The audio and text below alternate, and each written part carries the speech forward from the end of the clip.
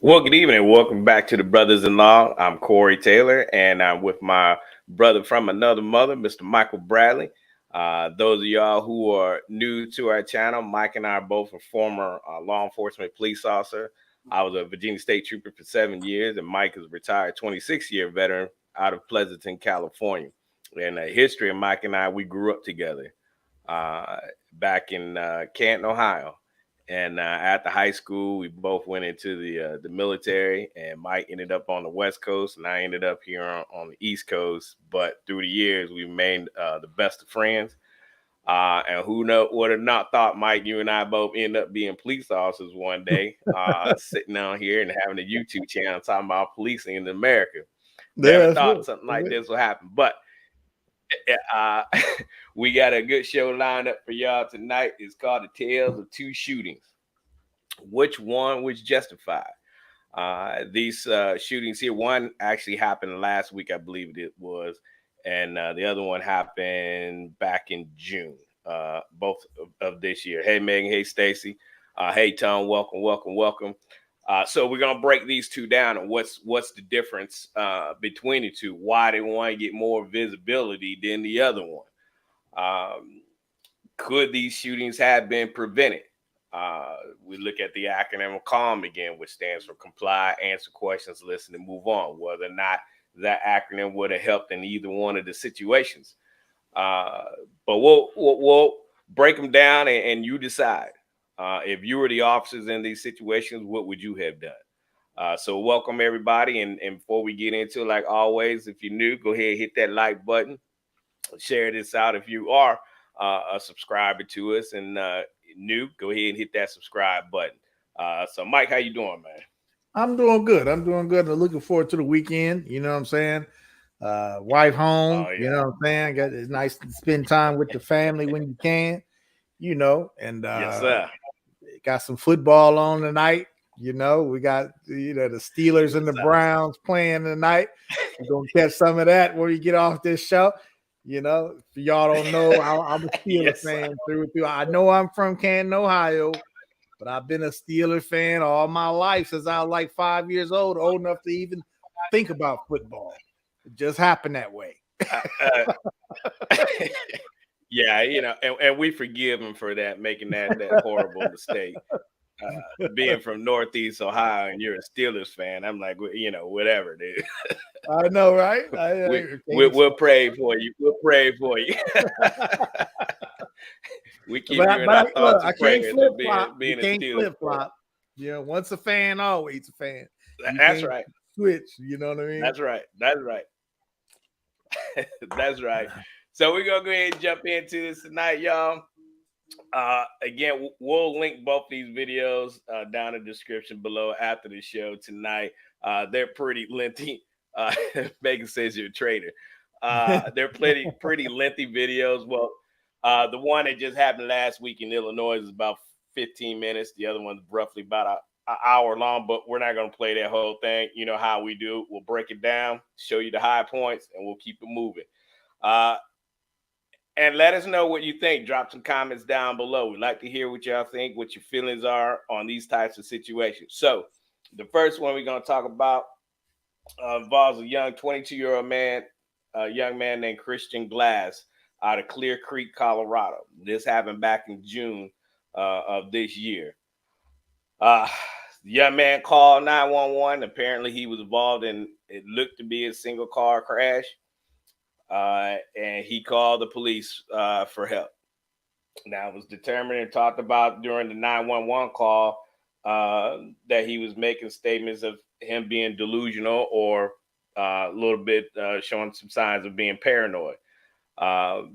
Something about out in that area and old spiritual things. He felt that somebody was out to get him, to hurt him. So he did have weapons in the car that he used for his rock collections, things that he did as a hobby, I guess. And so what interesting thing, Mike, he actually offered to throw those things out the window when the police came, and the dispatch, I believe, told him not to do that. Yeah. That's another question that could be debated.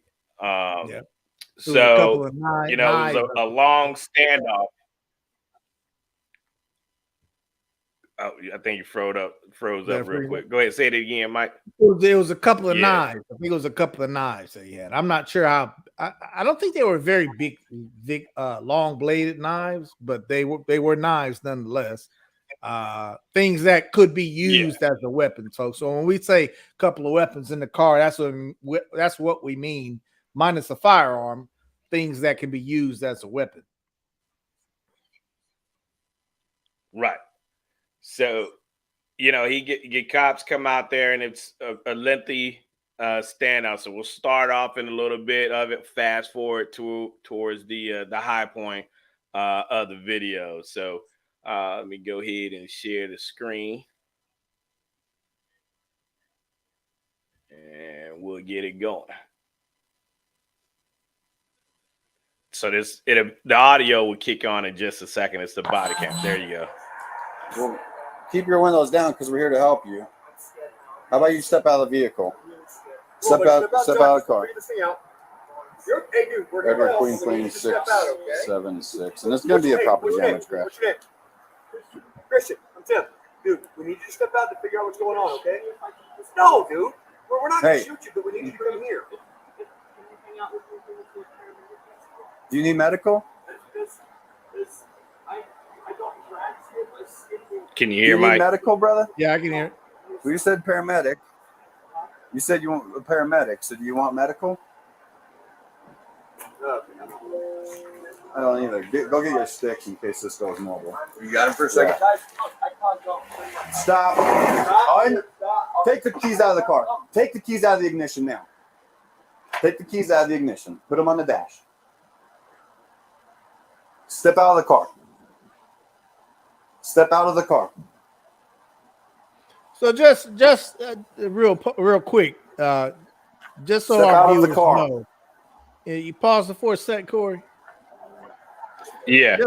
Just so our viewers know up to this point. Now, these officers, the reason why these officers are not just casually contacting him like just a regular traffic collision deal is because of what led up to this call in the first place, that he was acting bizarre. His behavior was bizarre. So as an officer, Corey, and I know you can answer this too, as an officer, I'm not just going to walk right up to your window. I'm going to stand back to see what's going on, observe you.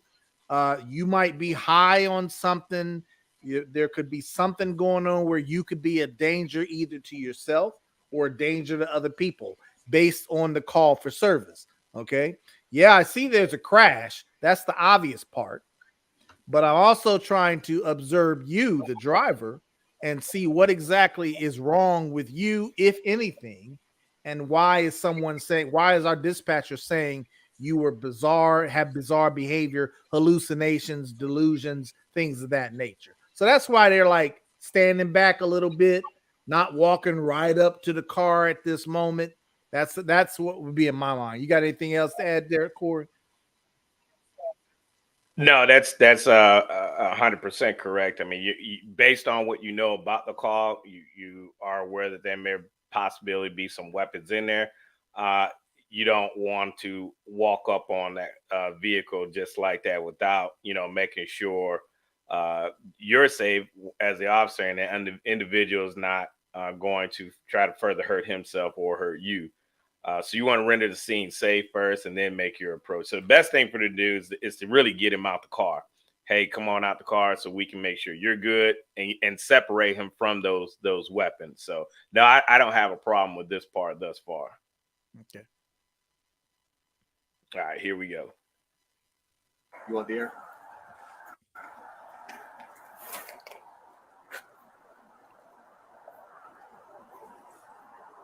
So Come out and talk to us. Come on, dude. We're here to help. We're here to help. Come on, bud. Please push me out, ram me out, and I'll follow you to a police station. For what? Why are we doing this? You need to step out of the car now. Step out of the car now. That's a lawful order. Step out of the car. You'll be removed from the vehicle. Step out now. You don't need to be terrified. We're out here to try and help you and have a conversation, okay? You crashed your car. I crashed, yeah. Okay. What did you take tonight? Any drugs? So I smoked. I've been. What's that? Don't worry about it. Focus on me. Okay, I'm so scared. You already said you have weapons in the vehicle. Because you already said you have weapons in the car. No, do not throw them out. Do not touch them. Do not reach for them. I want you out of the vehicle now. I understand that. Step out.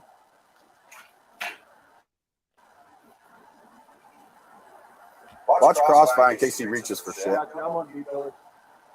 Hey, Christian, we just need you to step out of the car and we'll figure this out. Roll down the window. I mean, it's not even rolling down the window. So, I mean, I have to stop for a second, Mike. Through the closed window. Through the closed window, they're talking to him. Yeah, you're trying to talk to him through a closed window. Yeah.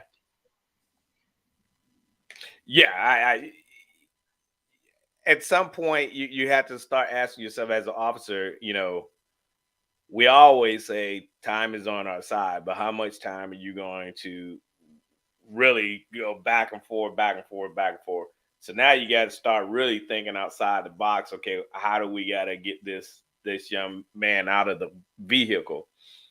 Because like we talked about before the show started, Mike, you know, you do have something to investigate. A crash did happen. So it has to be investigated, right? 911 was called. You have to investigate that call for service. And it was a single car crash, right? Now we get here. Now you don't want to be compliant. Well, you're the one that called us out here, right? Now they got to figure out, you know, okay, what's this guy's problem now? Why does he not want to get out of the vehicle? Why does he not want to talk? And why all of a sudden is he paranoid, right?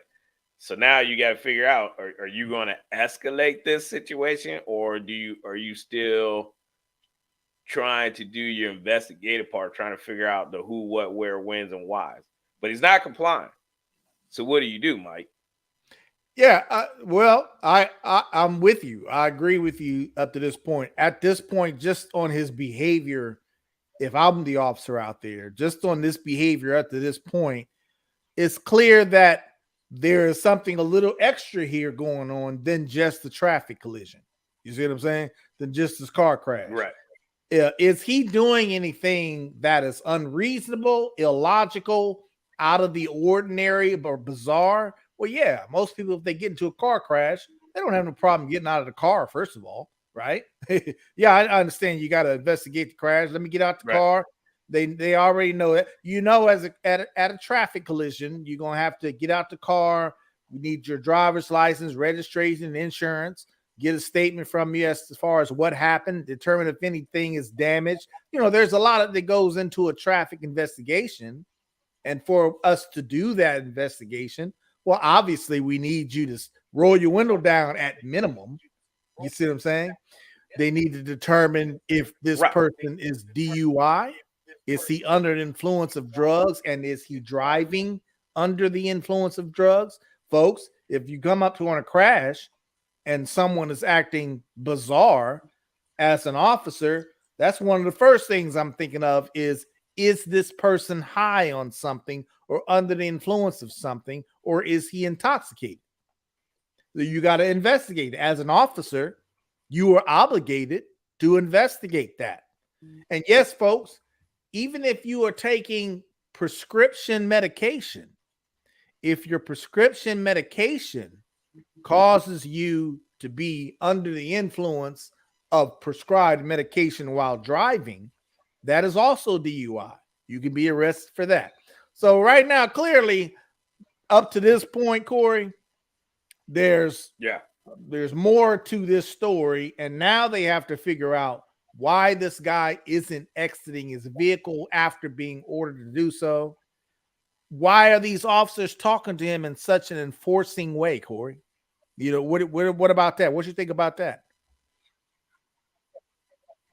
Well, at some point, I look at the human aspect because I know I've caught myself in situations like that where you know you just want to top it. You're being uncooperative with me, and so yeah, I've raised my look, dude. Get out of the freaking car right now. There's no need. You need to come out here. You need to get over here. You need to talk to me now.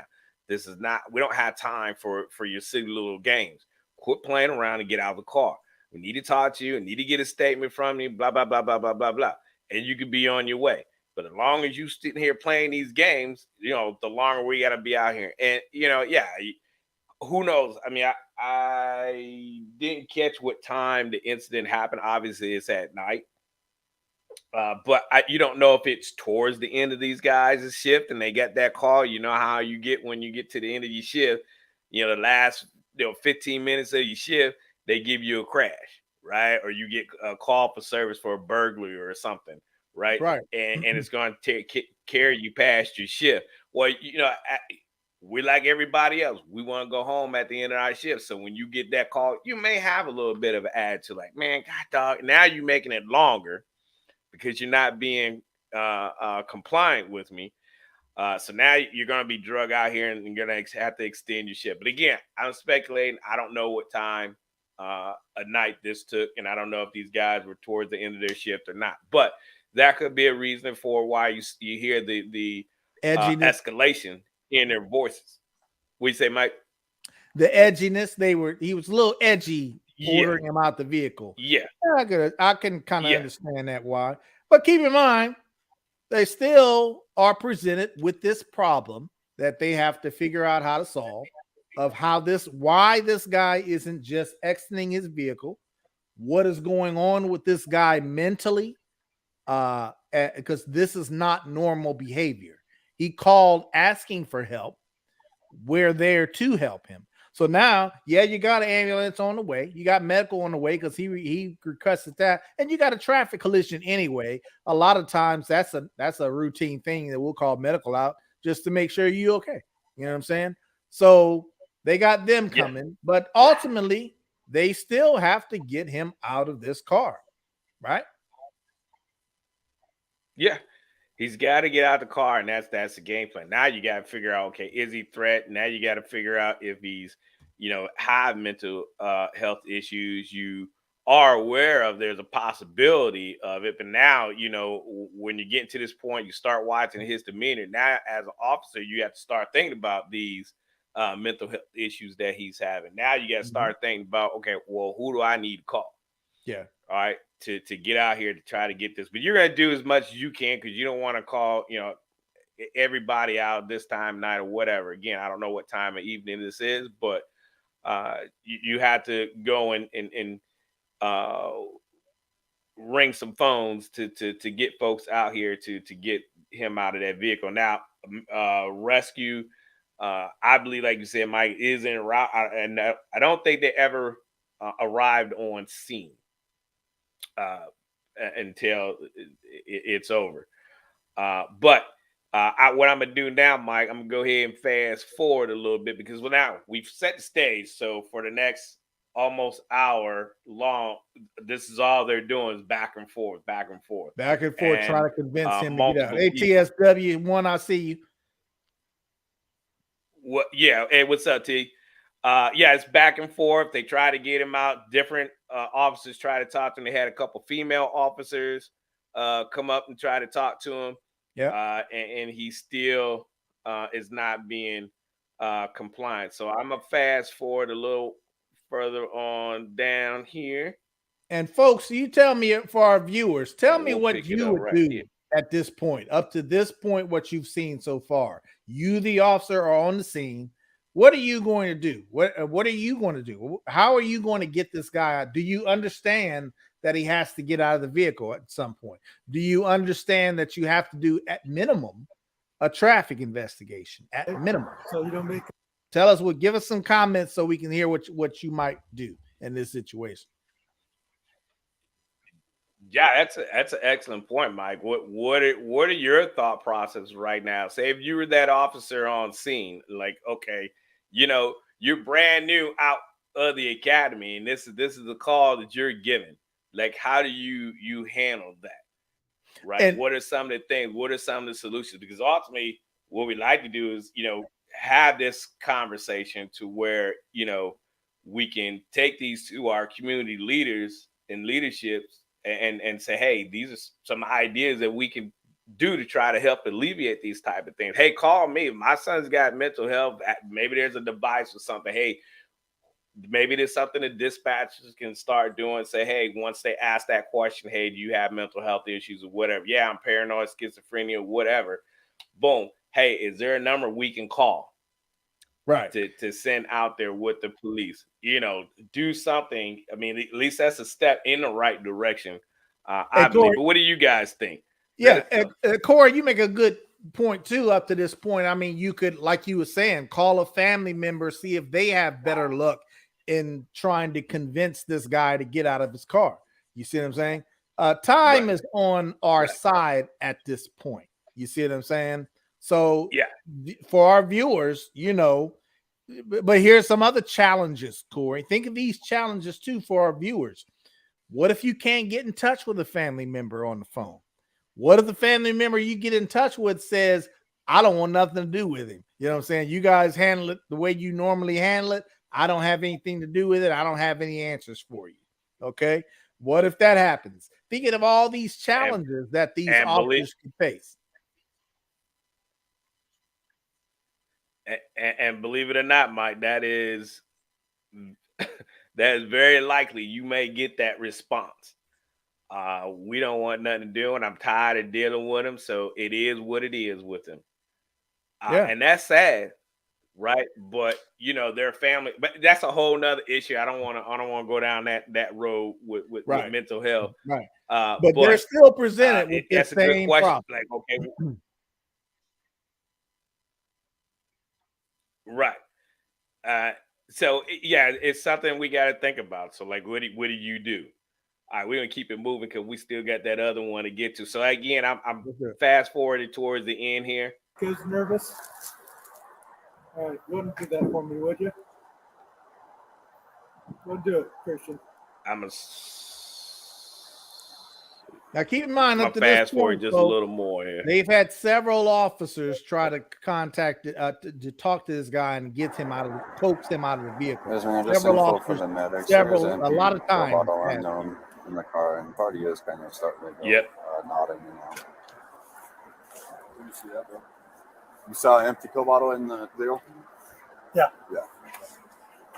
Christian, if you go over there and look down at the bottom of his right leg. Will you come out and talk to me? Will you come out and talk to me? Come on. Now, I think this is a crisis negotiator, Corey, in right here. What's going on? I'm not I mistaken. think so, Mike.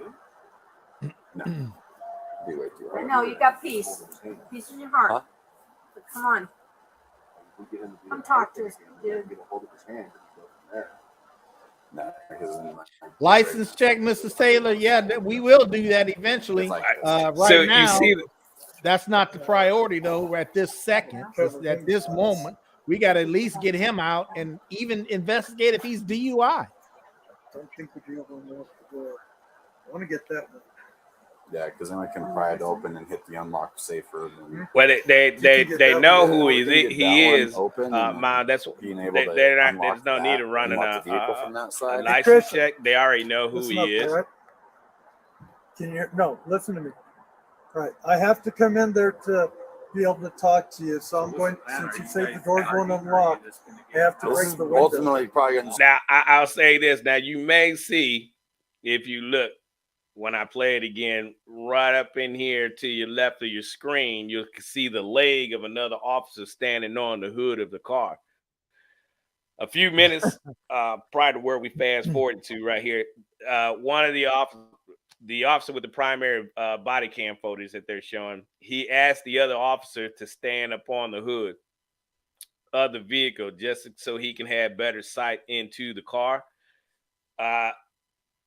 in my military experience and my law enforcement experience, that's not a good tactical move, in my humble opinion.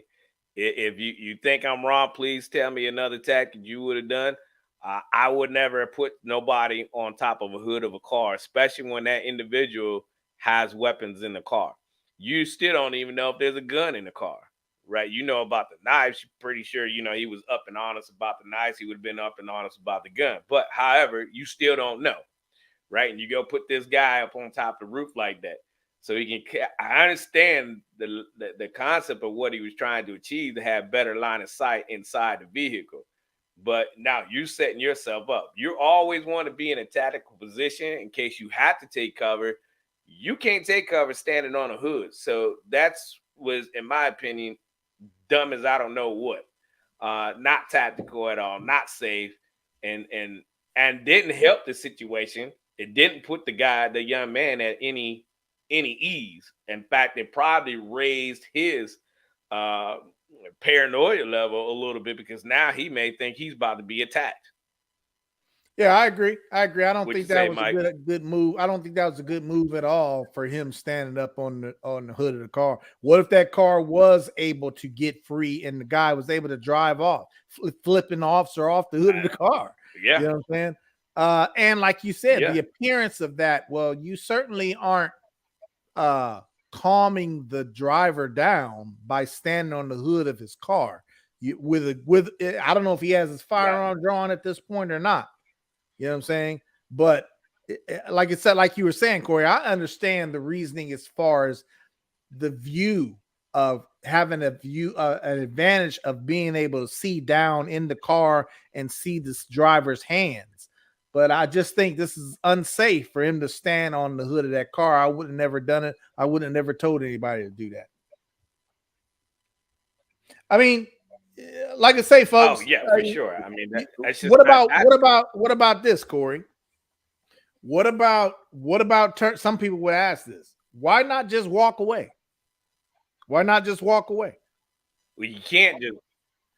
You have a crash to investigate. There you go. You got a crash, folks. You have a violation, possibly. Right.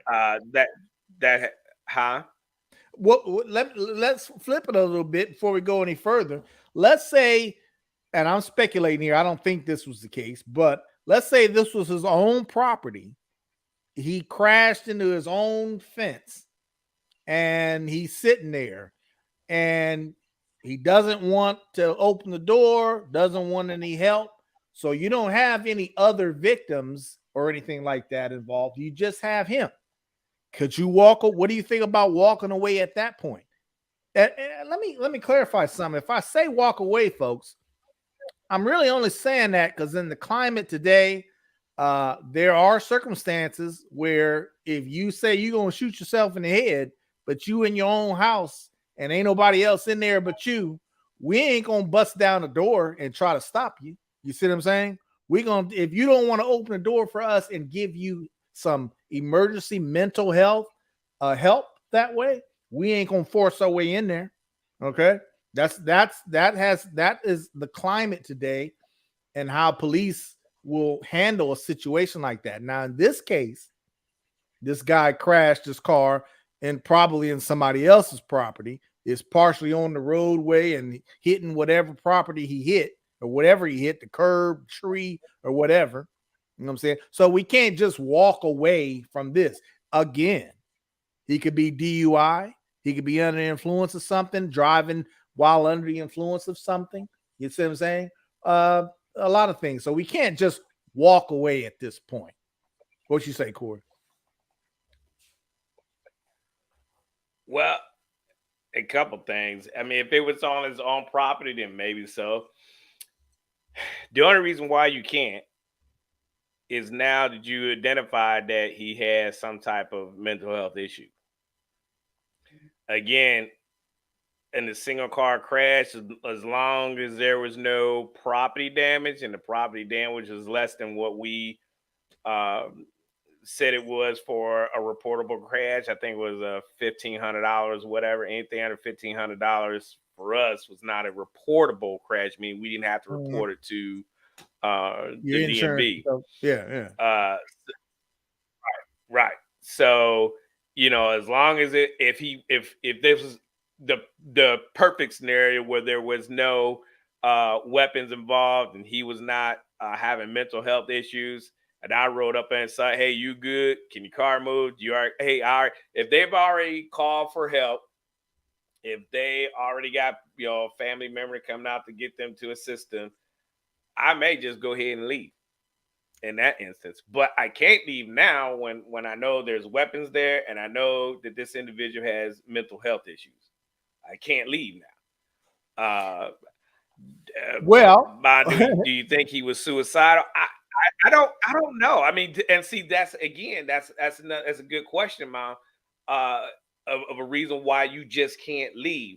I mean, yeah, could you technically still leave? Yeah, you probably could, but then if the kid kills himself, then you got a lot of questions to answer. Why did you leave him when you yeah. knew But he look, had if he puts his gun up to his head and you can't get in the car and stop him, he gonna shoot himself anyway. You ain't gonna be able to stop that anyway. You know what I'm saying? That's the thing behind suicide is, well, if you refuse any help and there is no one else that you are endangering but yourself, it feels funny to say walk away. But when you got, for instance, when you got somebody in a house and they're in their own house and you ain't trying to let us in there, we are not going to create a circumstance that could be a deadly circumstance for both of us. You see what I'm saying? If you're in that house and you're going to shoot yourself, unfortunately, well, you're just going to shoot yourself. I'm not going to put myself in that space for you to possibly shoot me and then yourself. You see what I'm saying? Suicide by cop, common thing. A lot of people try to coax an officer to do something just so they can commit suicide that way. You see what I'm saying? So that's the whole idea behind the way things are today. Is you're not going to see too many forcible entries into at least a home of someone in there by themselves just threatening to commit suicide. And they don't want any help. Oh, we'll try to make contact with you. Absolutely. Can we help you? And don't do it. We'll try to TSW1 makes convince a good you. point. But other than that, I ain't going to force our way in there, creating a circumstance that could be deadly for both of us now. You see what I'm saying? Right. And TSW says, if he commits another, you don't want to walk away because he possibly could commit another crime against someone else. Again, you don't know what his thought process is. You can't just walk away like that, especially when there's weapons involved and he has mental health issues. Yes, Brenda, it could, murder suicide is a possible thing too. So we got it. We got the concept, right? We can't leave this kid by himself, right? Well, and so now we're going to get to the point let's be where clear. Let's be clear, though. Let's be clear, though. I say we can't leave this kid because a crash has happened and we have to investigate it. I don't say we can't leave this kid because he might be suicidal. We don't know. He hasn't made any statements saying that he wanted to kill himself.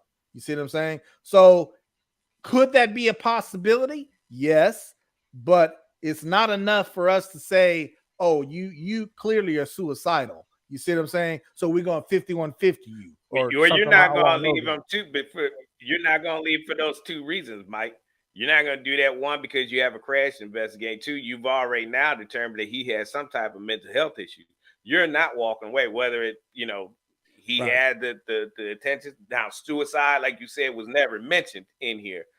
So we're speculating on that. Right. But your two reasons why you must stay there is because a crash has occurred and you have established now that he has some type of mental health issue. So we're not leaving. So we still need to get him out. As you see now, we're getting to the point now. Out of the car?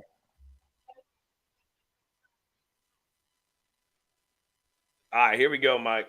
All right. What would you like to eat? Chocolate chip. Yeah. What's that? You want to try pop passenger side to get it unlocked? Did anybody check the hatch? Don't eat this. He's hungry. All right. And they even offered him something to eat as well. Now, keep in mind, folks, they've been there for a long time trying to convince this guy to get out of the car. Okay. Come on. Can you break it outward? Christian, can you break the window this way?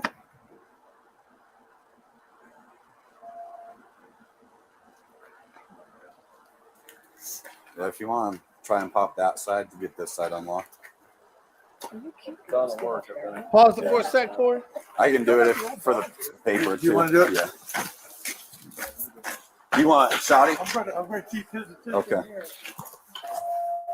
I got 9. Just the 2 rocks in his hand so far. 116 will be 4 snitches. Pause it for a sec, Corey. Nice. Oh, wait a minute. Nice. It, buddy. Watch crossfire. Watch crossfire. Trooper on me. On me. Drop the fucking knife! Please drop the knife, Christian. It's in his fucking hand, Chief. Taser from over there. Christian, right here. Look at this. Bill, you still got beanbags? Yep. Get that knife out of his fucking hand.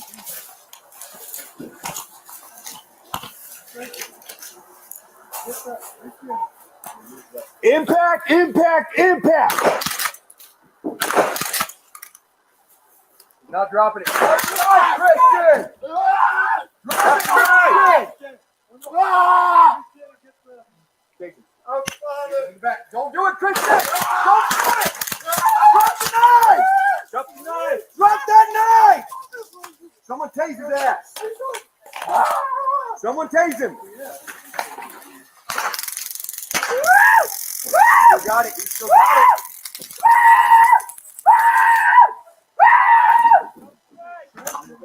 I'm gonna kill. Grab the knife, Christian.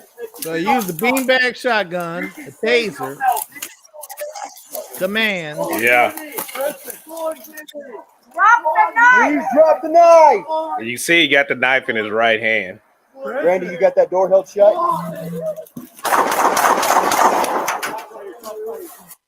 Now, apparently, that's when they shot, because I think that window was still open. The officer stated that he felt that I think it was the captain or whoever that supervisor was out there, he thought that he was going to lunge out, open the door and lunge out and get him.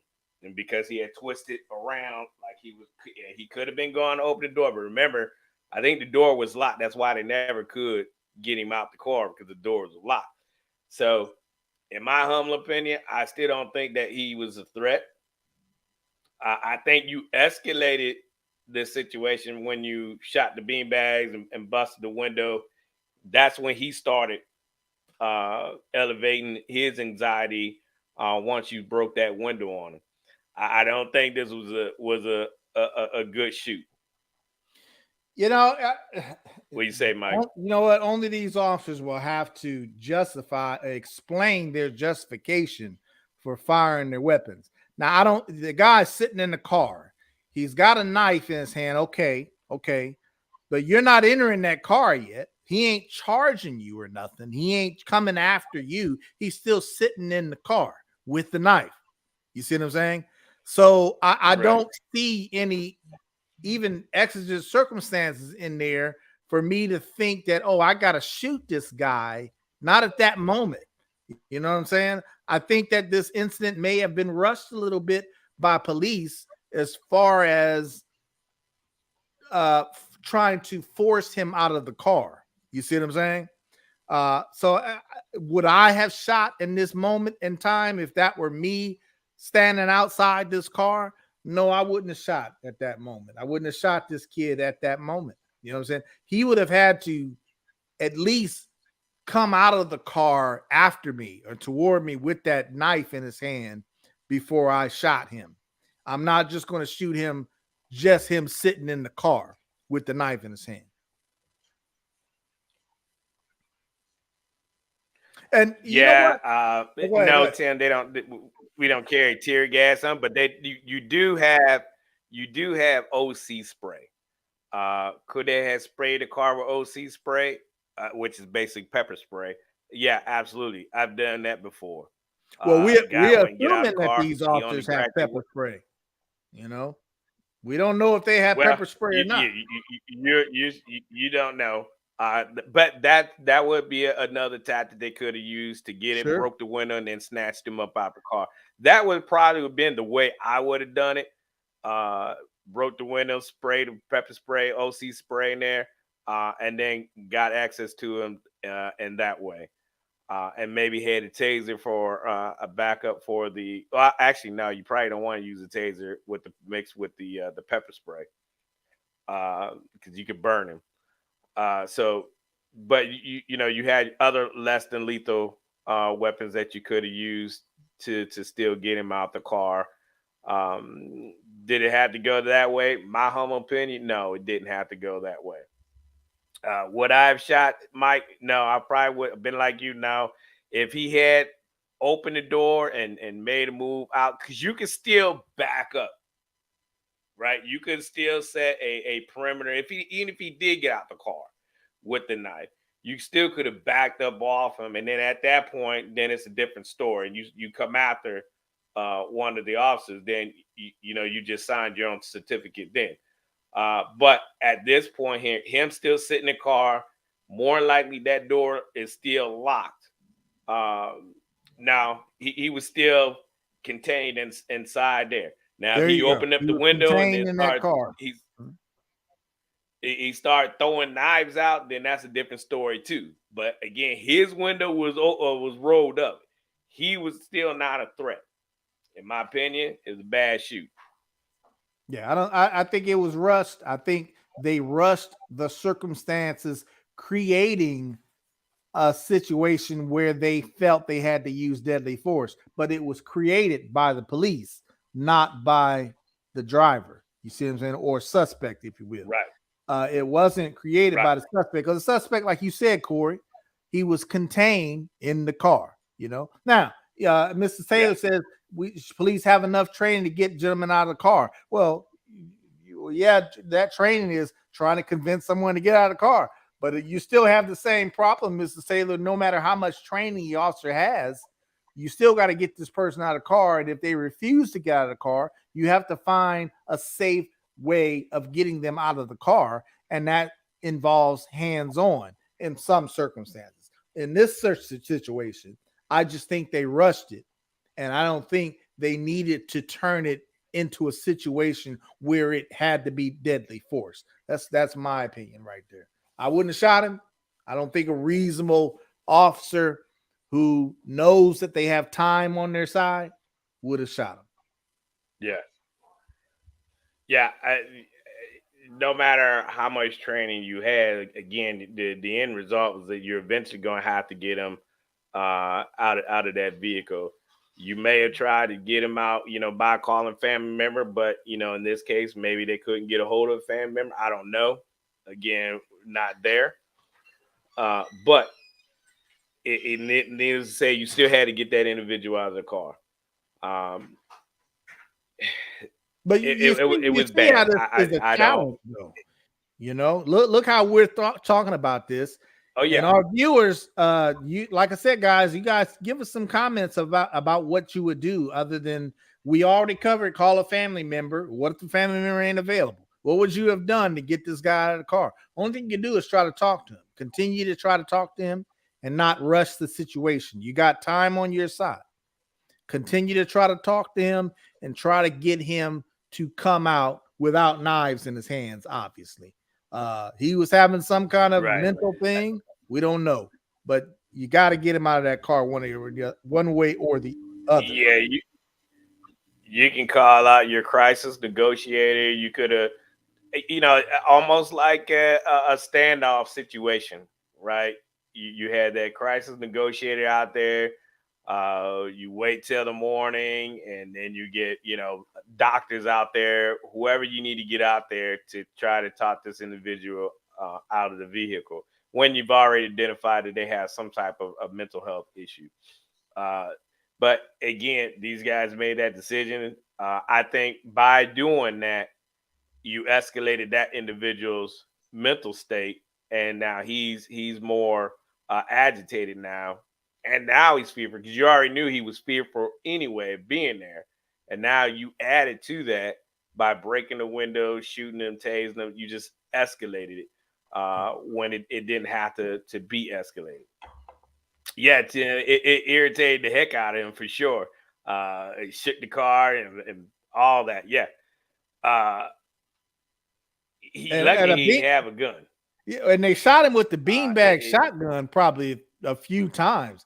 Folks, that hurts. You get shot with a beanbag shotgun, that hurts. So I'm surprised he didn't drop the knife after he was hit a couple of times with a beanbag shotgun.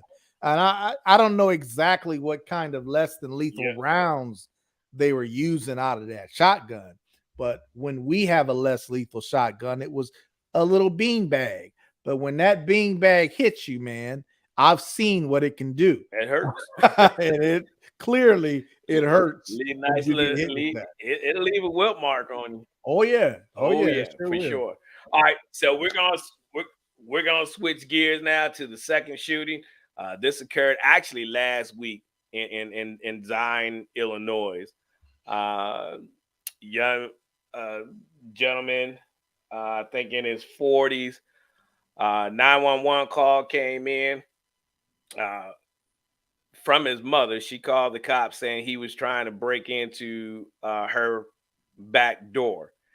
She had a restraining order on him, so he can't even be around that property with that restraining order. So she calls 911 frantic because she was scared he gets in there, he was going to hurt her. So the police arrive on scene, and we'll pick it up from right there. Again, the tale of two shootings, right? One gets national coverage, the other one doesn't. Why? Right? Which one was justified? And we're gonna see now. We already talked about this one. We'll talk about this one here, and you determine, which one was justifiable and which one wasn't, or whether either one of them justified. So neither one of them had happened. But you'll decide that here in a second. All right, we're gonna go ahead and jump into it. Nope, wrong one. Let's see, do I got that set up right, Mike? Yeah, that's it. I see the Zion officer involved. involved. All right, here we go. Okay, here we go. Police and fire dispatch. Yes, my name's I just turned in our auto protection down there today. My son is outside here, and where do you live? Is that a house or an apartment? It's a house. Okay, and can you repeat the address for me just to verify I have it correct? Maybe if you're knocking on the door. Pardon me? Can you repeat the address for me just to verify? You said that's a house, correct? Yes. Okay. What's the phone number you're calling from in case we get disconnected? My home. Okay, tell me exactly what happened. You have auto protection down there for him. I got it today because I called y'all last night. You took my car and how? Who is the order of protection against? Him. Who is him? George W. Franklin III. Okay, who is he to you though? He's my son. Your son? Okay. Yes. All right, I'm already getting some help started over there for you, okay? So just stay in line. I'm going to ask you a few more questions, but it won't slow them down at all, okay? Yeah, okay. Okay, now, does he have any weapons on him? I don't know. He's just coming in here. Okay, and can you repeat his name for me just to verify I have that correct? George W. Franklin III. Okay. Is he inside? He was really hard, and he's going to break in my house. Okay. Hold on one moment for me.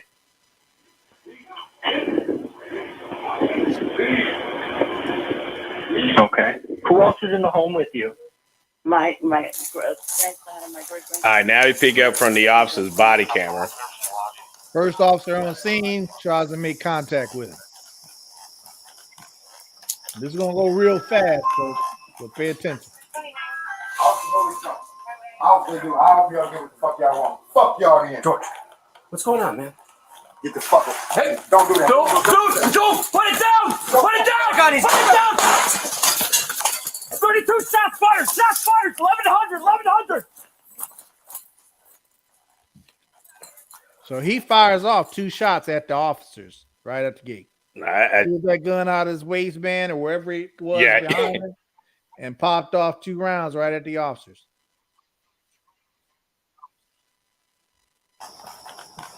This is another angle from the police officer that was behind the primary officer. I'll be able to do what the fuck y'all want. Fuck y'all then. George, what's going on, man?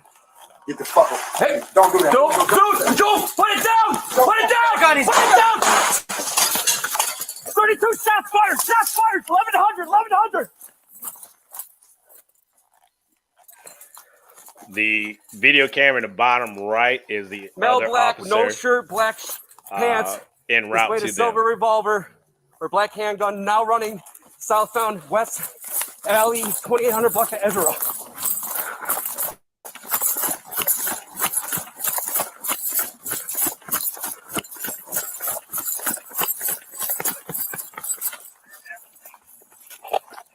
Fire that police. Fire that police.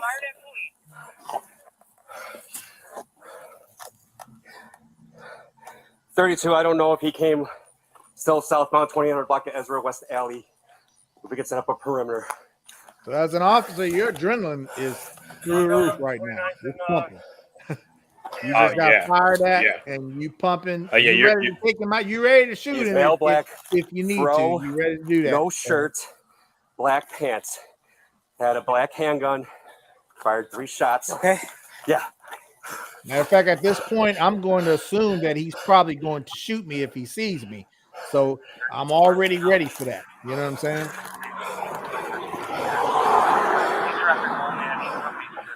Yeah, you got the 2 body cameras and below. That's the officers en route to actually, I believe, find the guy.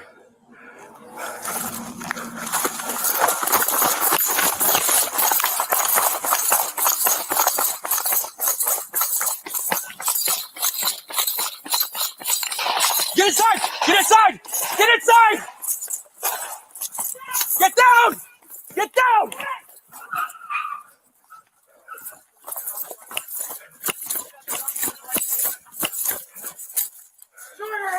Show your hands! Show your hands!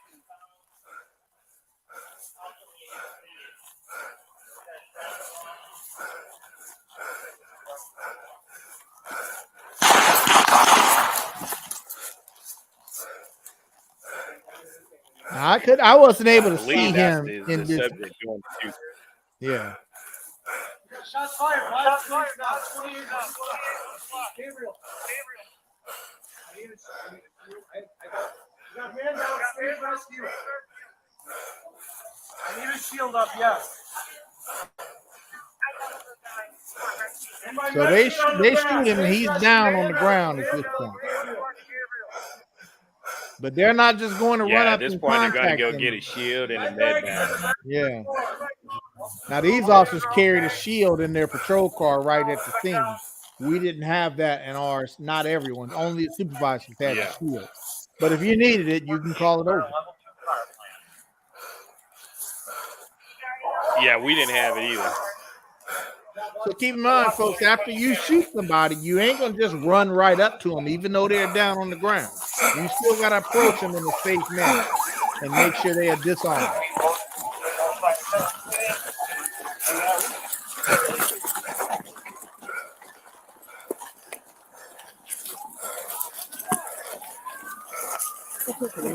And they did call for rescue as Left hand's clear. Left hand's clear.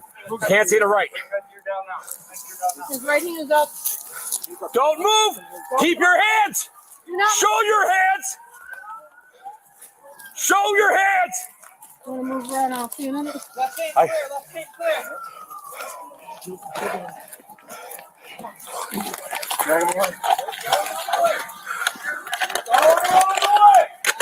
Left hand So you can't hear. Got away from him. You can't hear, but you had I got it. I got it secured. people in the background. He's got one. Chest seal. And they go to apply first aid on him, but you had people in the background, Mike, and this is what the problem was up around in this area in Zion, was that they didn't think that the police officers did enough to provide first aid to him. But, they did. They applied pressure. They were getting the medical bags out to apply pressure on him. And, to stabilize him. I mean, keep in mind, officers don't carry full-blown medical bags on them. So the best they can do is try to stop the bleeding and apply pressure. Well, they got to get those bags. They got to get stuff out. They got to get their gloves on. There are things they have to do and start administering first aid to them. So that's what they're going to do. But, people only want to see what they want to see. And they were showing different videos of a citizen's video showing, the whole thing was trying to say, hey, the police shot him first. He didn't have no gun. Well, yeah, he did have a gun. He shot at police. Therefore, he is a threat. Right. And he refused to drop the gun. You've already made the intent that you were going to shoot. And he ended up getting shot and ultimately succumbed to his wounds. So what do you think, Mike? What is your opinion on this one? Now, obviously he's a threat, deadly threat. You know what I'm saying? He shot at the officers twice already. So it was very clear that he wasn't trying to just give up or anything like that. You know what I'm saying? First aid, folks got to understand, cops are not doctors. We are not even paramedics, okay? We're not paramedics, EMTs, or anything like that. We have basic training of first aid of quickly stopping the blood, making sure somebody is breathing, things of that nature. Very quick stuff so that we can at least, like you say, Corey, for lack of a better word, stabilize you until the real paramedics get there on scene and we take over. You see what I'm saying? Keep in mind, these officers were just shot at. Their adrenaline's through the roof. You know what I'm saying? They're thinking procedurally at this point. Okay, well, this is what I need to do next. This is what I need to do next. And they're thinking of it at a level 100 right now. Still, you see what I'm saying? Thinking of doing what they can to stop any bleeding or whatever is going on. They approached him correctly with one that had a shield. Not every officers have shields, but in this case they did. You know what I'm saying? Because again, folks, you don't want to assume that this guy is not going to be able to sit up and shoot you or be laying down with a gun in his hand and shoot you as you approach. So you have to approach them in a tactful manner, and you still have to give commands just in case they can hear you. You see what I'm saying? I don't see anything that these officers did wrong. Now, that being said, Corey, I didn't see the suspect at the time the officer shot. I couldn't see him in the video or see what his actions were at that moment. I imagine that they'll have a better, clearer version, through the courts or when this is all investigated and everything, when they pull the body cam footage and show a better view. You know what I'm saying? I would like to know that at that moment. But up to this point, based on what we've seen, this guy, there's no arguing that this guy was a threat, a deadly threat on top of that, so I didn't see anything wrong here. Unless something else comes up. No, I did. Something else is shown to us in the video that would change our opinion. What Corey and I be glad to come back on here and tell you that's what it is. You see what I'm saying? But right now, I don't see anything that these officers did wrong. So out of the two videos you just watched, what are your humble opinions? Which one was justified and which one wasn't? I don't think the guy was a justified shooting. Yeah, I don't think the guy in the car was justified, and if it turns out that that's how they decided that it was, I would like to hear the explanations of why. You know what I'm saying? And but me personally, if I was the officer with the guy in the car, I wouldn't have rushed that situation to the point where I had to shoot him. Not yet, not at that moment. So the question in that one is, why did they decide to force entry into the car at the moment that they did? which created the circumstance for them to apparently feel that they had to shoot him. You see what I'm saying? Well, that's the big question right there. Yeah, I think tactically the first video we watched was just totally all wrong. We always say, and I used to tell the guys I was training, hey, time is on your side. We don't have to rush to do anything. If you had to stay out past your shift because of a crash or because you're in a situation like this, hey, go ahead and get that OT. It's extra money. Don't worry about it. You'll be okay. Stay out there. Time is on your side. All right. It's nothing to pull an 18-hour shift. All right. And you handle it that way. I mean, he was never a threat, even though he had that knife in his hand. Okay, his window is rolled up. Can he throw the knife through the window? He probably could. It's gonna hit the glass and knife gonna bounce off and hit him back. You know, I don't think he was never ever a threat, right? And that's what I'm having a problem with this one. He was never a threat to you. You know, time is on your side. There was other things you probably could have done out there. And just keep talking to him, keep talking to him, keep talking to him. Eventually, you know, he'll get back to his senses. Maybe, I don't know. Or you get somebody out there more professional that can handle mental health issues. Officers that, I mean, we have minimal training on mental health. We're not there to diagnose you. Oh, you have this type of disorder. That's not what we're trained to do. We're trained, okay, there's possibility that this individual could have some type of mental health issue just by conversating with them and asking them certain questions and things. But officers are not there to diagnose them. And that's what's sad. And remember, the thing about mental health, though, too, folks, is you having a mental health problem doesn't necessarily change what the officers need to do or how they need to handle you. If Correct. You are a threat, okay, the fact that you have mental health issues is not going to stop an officer from stopping the threat. You see what I'm saying? That's what people got to understand too. It's not an excuse to say, oh, let's assume that he did have mental health issues. Well, you still got to get him out of the car. You still, mental health or not, you got to get him out of that car. You got to investigate the crash. Mental health was an aspect in the situation. Yes. You see what I'm saying? But yeah. I think a lot of people think that, oh, the officers should have known he had mental health, so they should have let him be or let him go, or they shouldn't have shot him because they should have known that he had mental health issues. Well, real quick, if you got a gun in your hand and you point it at me, you think I'm gonna care if you got mental health issues? No, I'm going to shoot you. Okay. If you got a gun and you point it at me, I don't care what kind of mental health issues you have. I am going to stop that physical threat first and foremost. And then if you're still alive, we can deal with the mental health issues after the fact. You see what I'm saying? Right. 100%. You know, 100%. There's no use of rushing the stuff, though, if you're not in that kind of situation and you are in a situation where you can simply just talk to the guy and keep talking to the guy. Yep. All right, folks. There you have it. 2 videos, 2 tales, 2 different shootings.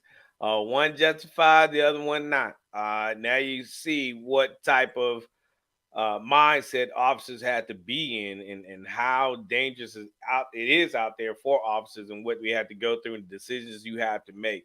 And you gotta, it's hard on that officer because they have to live with that decision, that choice they make. They have to live with it. So, you know, let's keep all our officers in prayer. Let's pray for the folks out there with mental health issues.